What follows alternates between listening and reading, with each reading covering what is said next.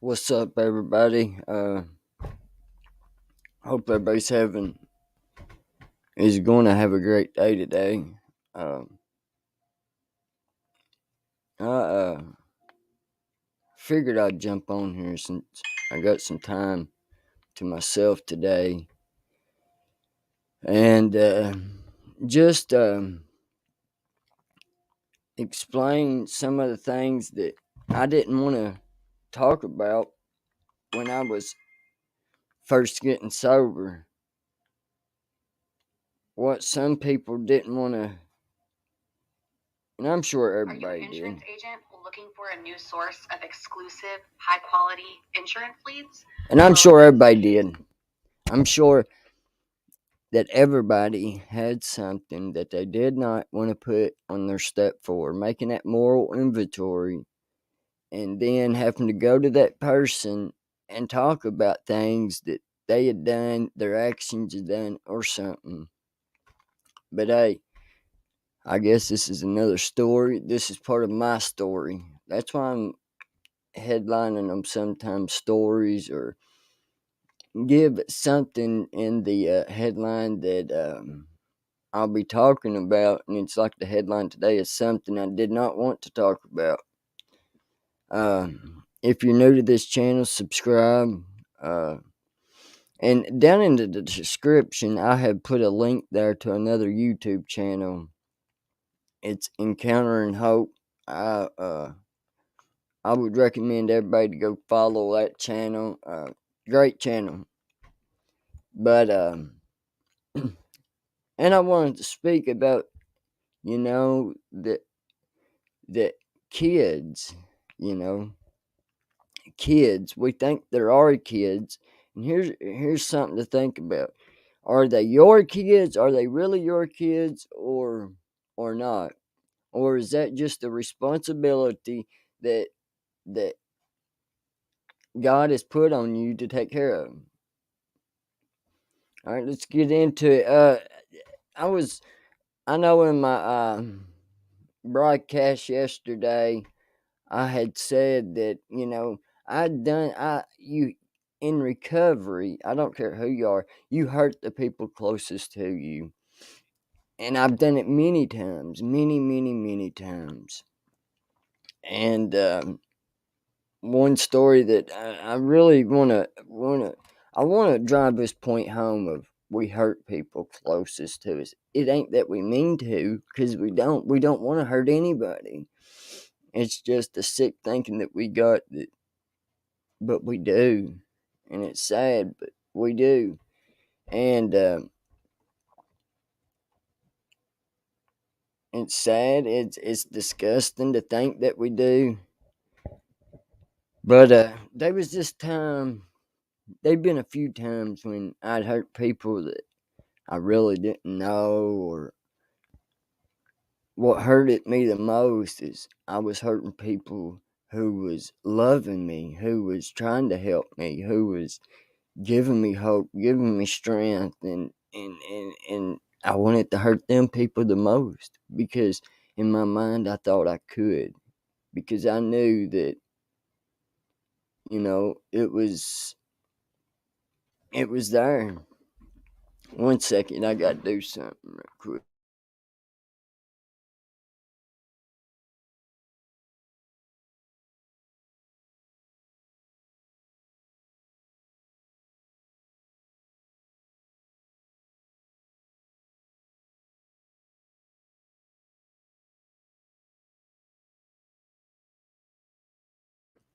All right, back to it. I had to grab my coffee and my Red Bull this morning. But anyways, I mean, we are so sick people, but on the other hand, we're loving people. God made us in a loving, compassionate people. Uh, we wasn't made for war or whatever. We was made to love the Father. And I've hurt God's feelings sometimes, and it's crazy. But here's a story. One time, I can remember being so sick, so sick. And I was thinking I'd been over. I told y'all yesterday that I call my family the people who's got my son, and they will tell you, "Hey, that's my son," and it feels so good to hear them just when I hear them say that to somebody, it feels great. It feels like, hey, I do have somebody. I do have a family. God has gave me a family that loves me, that prayed for me, that done anything good for me. They done. But anyways, I'd went over there one day and I seen this. It's funny, but it ain't. It's heartbreaking, really. But I'm telling you this story to show you how sick I was and to show you how God shows Himself through people. And it's amazing. It really is. I was over there one time and I was dope sick. I'd go out late at night, take the copper wire off phone poles, uh, just whatever kind of scrap that I could do, any kind of money I could make. That's the money I would, because it was easy. Didn't have to go out and get a job, and it was. I thought it was the perfect gimmick for me. But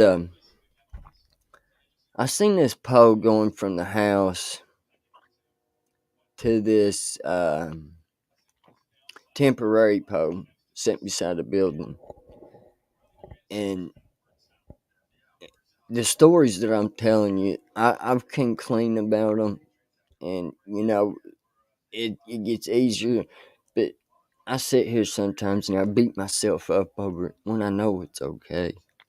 But anyways, I seen this pole and I seen a piece of copper about the size of my thumb, and the woman who I was married to was like, "No, we better not."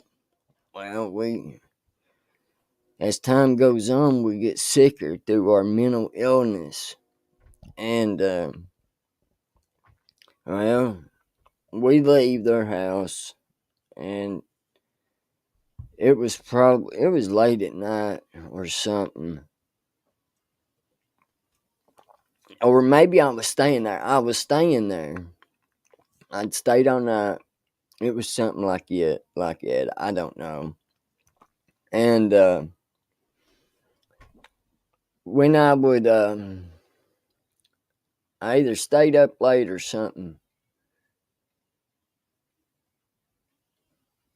and give me brought back. Well, I eventually I was like, well, I'm sick. I got a little bit of copper gathered up already, so I'm gonna get it. I'm gonna get. They won't notice. They won't notice, and that's what kind of sick thinking I was thinking. I get it. We leave, and I'm positive they knew it before we left, and I really didn't go around them because I knew they knew, but I didn't want to. I didn't want to stir the bee's nest anymore. The devil had me not going over there, and I was ashamed. I had remorse, and it's a sick feeling to know that I done something wrong to him, and well, eventually, I I went and well, it never did get brought up, not at all, and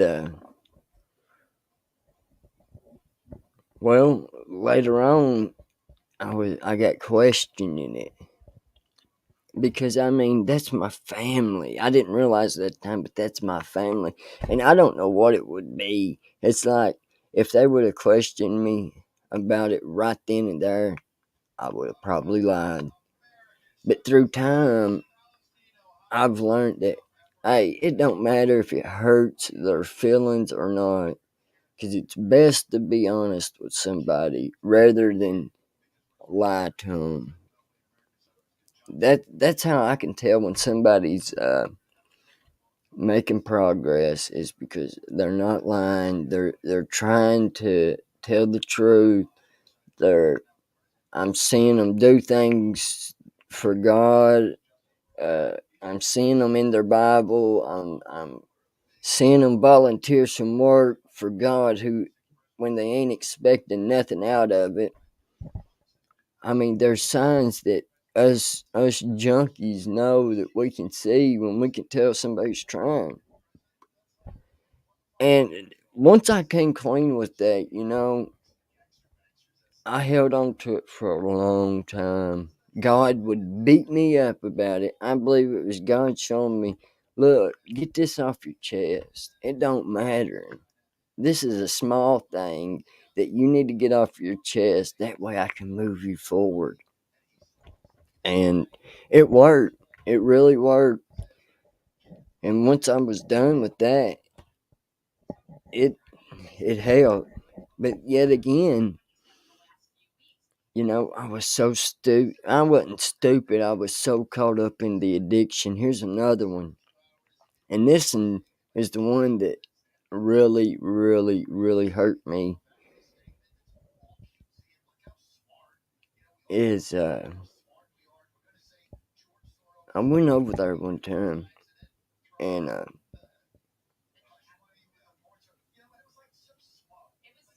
I don't talk about this much, but I went over there one time and they have a beautiful home. And I walked in and I mean this is a hard story to tell because this I think about this and it's the piece of crap that I was really. And I seen a jar. I mean it was a pretty good sized jar. And it was full of silver change.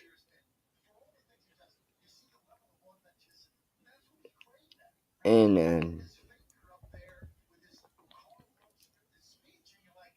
I guess I didn't think they would notice any of it gone or something. And I took a bunch. I remember I took quite a bit.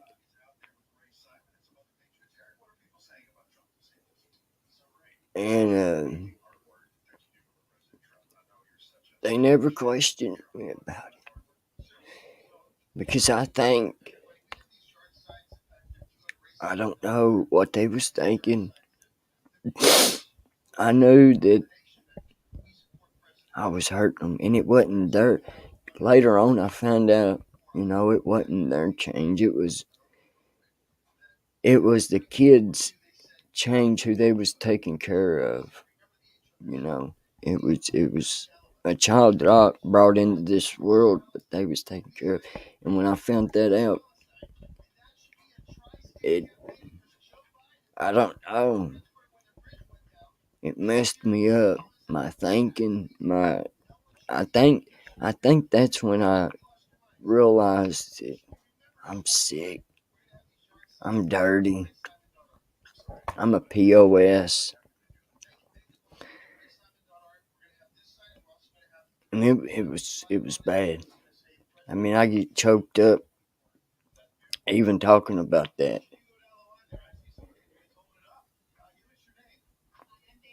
But God used that.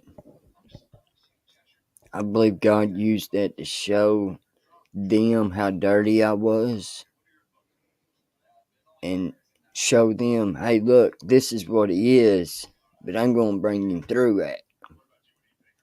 And I thank God every day that He saved me from the ruthlessness, from the torment, from everything that a junkie could do. I done. I'm telling you, when I say that God saved me and turned me around and started building me a foundation, it wasn't on no topsoil. It wasn't on no clay. It was on the rock that He said that I'll build my church upon the rock, up on this rock. That way, when I start feeling down, I start thinking about these things that I've done to them, or thinking about that time I went and stole my neighbor's mower, then helped look for it. When he starts thinking about them, I'm going to build this foundation on this rock. That way he don't start sliding away. That way when the storm comes, he's going to have somewhere to buckle down at. And I thank God for that.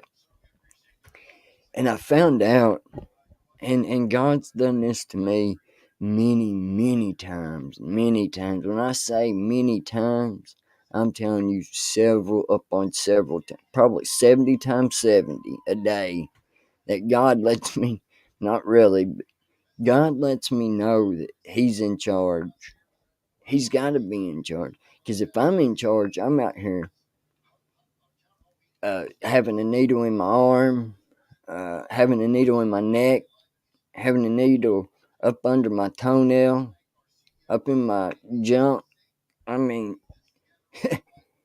that's the person I am. And I'm stealing your wallet, then helping you look for it. Or I'm taking your medicine and it's in my sock, trying to make you look for it. But I mean, God has been so good to me, so good. And He's always showed who He is through these people. When I mention that they have God or they have Jesus, I mean that literally. I don't mean that as a phrase or just saying it to be blowing smoke up whoever's listening's your bunghole you're in. I mean that. And it's like I told them a while back. I said, man, y'all showed too much Jesus sometimes. And that's awesome. I mean, and after I said it, because I mean, they're good people. God has used them in many ways. And I'm so, if it hadn't been for them, I'd probably be in a shoebox somewhere buried. I mean, I'm trying to bring you my life experience to let you know what God's done for me. That way you can make a decision either to give Him a chance or keep doing what you're doing or whatever. It's not on me. It's on you, And I mean, he loves us all. I'm getting ready to put something on the phone.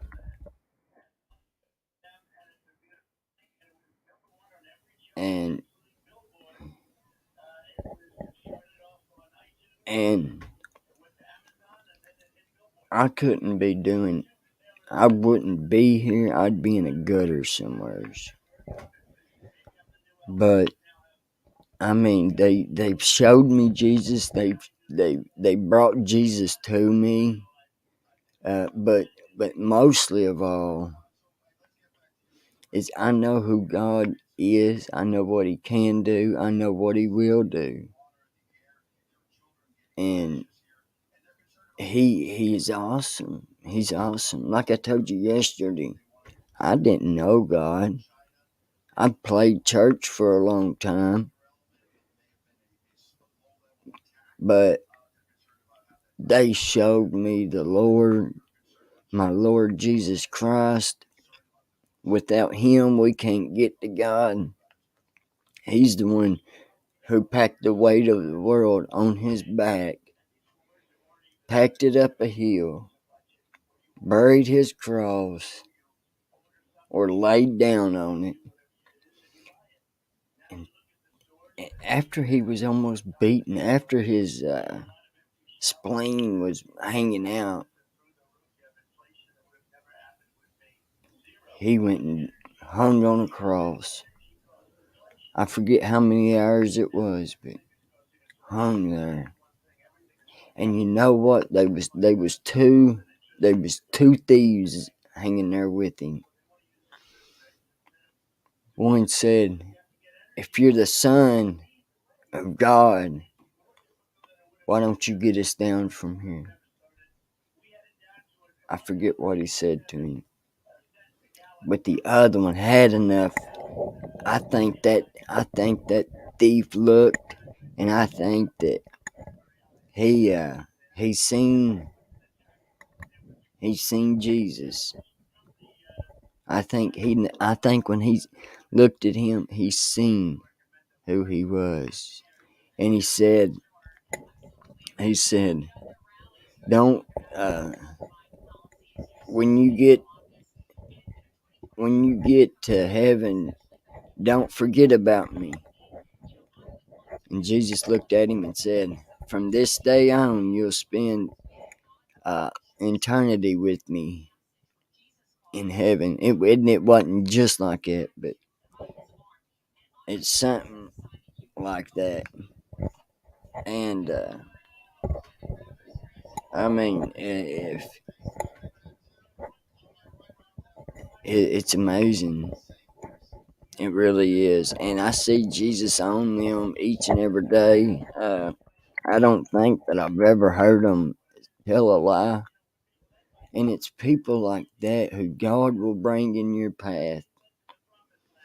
And it's up to you to either take the advice or chew the meat up and spit the bones out. However you want to word it,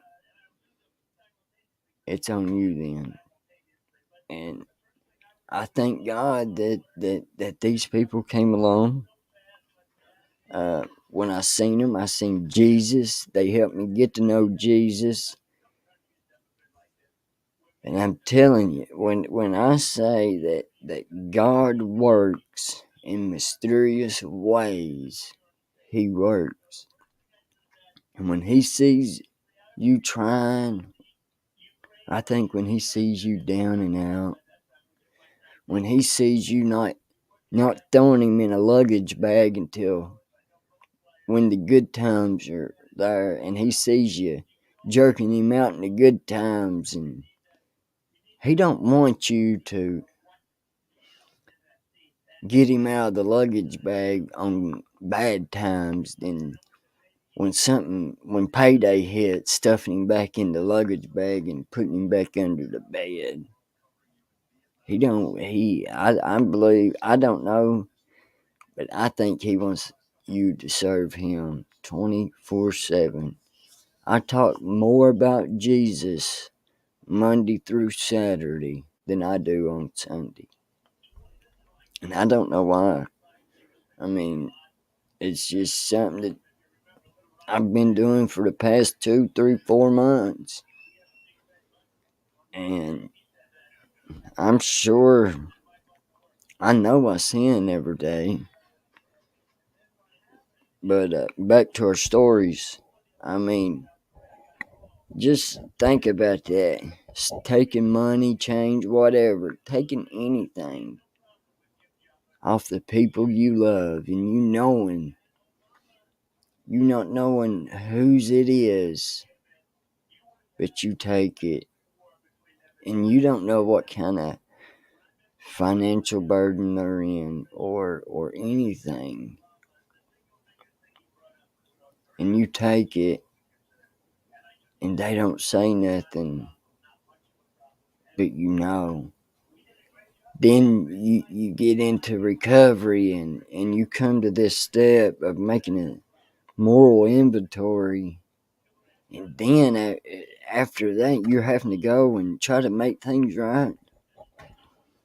I mean, that's some deep stuff. I don't know if that's deep, but I was the piece of crap that done anything. But I tell you what, Jesus used all the bad. Used that man who would steal off anybody to get me to where I am today, and I'm so thankful for it. I am, and I'm grateful for it. So grateful. I'm. Somebody said if you could go back and do it all again, would you? No, I'm sad to say, but no, because what I done brought me to here, and why change anything when I wish I would have got to know God more then. But hey, a little late's better than never. Alright, I hope that was a good story. But the thing about the change, I mean, I get choked up when I talk about it because I want you to know that there is more people out there that are POSs than what you can ever imagine. And they ain't really POSs. They're just broken people who need to be showed love. Love of Jesus Christ. And when the church can do that and not hold stones or not cast any stones, and I ain't saying this toward anybody. Please don't take this wrong. Please. But that is the day when we'll have a move, when the church can finally come to grips to, I believe when the church comes to grips and there's a 24/7 music going on in the church. I mean, and I've been to a church like it. My church used to do that, used to play music 24/7. And the power of God was so strong. But yeah, I hope somebody can get something out of this. If you don't care, leave a comment. Let me know if it don't help you. I don't know, but leave a comment. Tell me if you like it or you don't, or you do. I don't know, or I don't know. I think I'm gonna call these when I do stuff like this story time. But before I get to the question I asked it you, I want to share my screen here. And this right here is the channel that I want what few followers I got to go and check it out. It's great. Um, it's awesome, really. Let me see if I can. Yeah, yeah.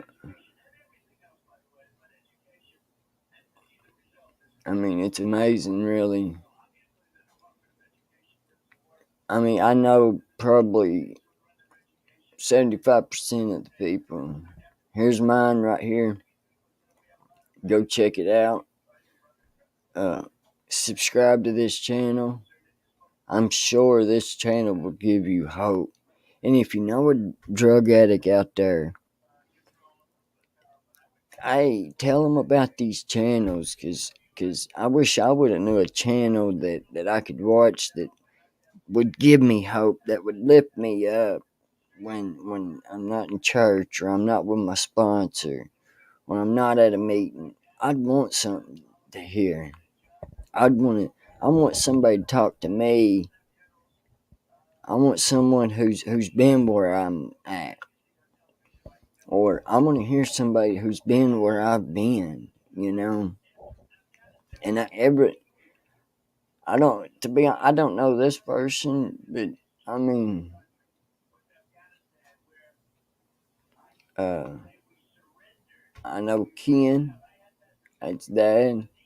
I know Gina, that's more or less uh, a sister that I have, her and her husband, great people. Paul, Jeff, uh, he has a tremendous story. Paul Barker has a tremendous one. I don't really know this girl, but we're, I guess what these channels try to do is show you Jesus, to try to tell you how Jesus led them from being the dope head, being the junkie that was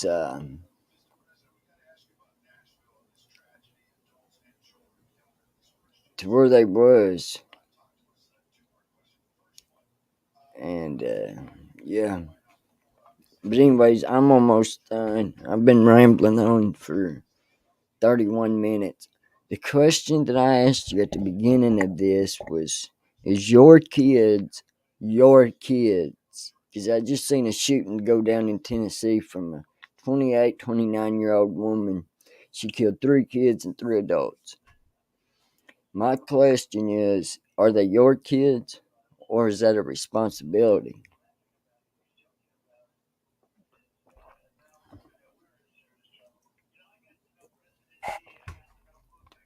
Look, they ain't your kids, they're God's kids. And you might say, why does God let it happen? No, God doesn't do nothing. He gives every one of us free will to make our own choices, to serve Him, to not, to go out here and go to a bar, or to stay home, or just whatever. To do dope, to not do dope. It's our choice. And they're not our kids. He gives us the responsibility to take care of another life. He does. That's what it boils down to. Nothing in this world is ours. It's God's. When we die, we're not taking it with us. It's not ours. Your home that you live in, yeah, you might live there. You might pay the mortgage. You might pay the rent. You might do this and that. You might fix it up just the way you like it, but it's not yours. The only thing yours is this flesh, this no good flesh that you have control over. Anything else is not yours. Because your soul is God's. It's either God's or Satan's. You're either devil possessed, you either got a demon in you or not. Demons are real. I think that woman was demon possessed who killed the kids and the people in Tennessee. Um, I, I, it's sad. It's really, really, really sad. But I mean, maybe God lets these kids die. I made a Facebook post about this. Maybe God lets these kids die at an early age because He can see the future for them.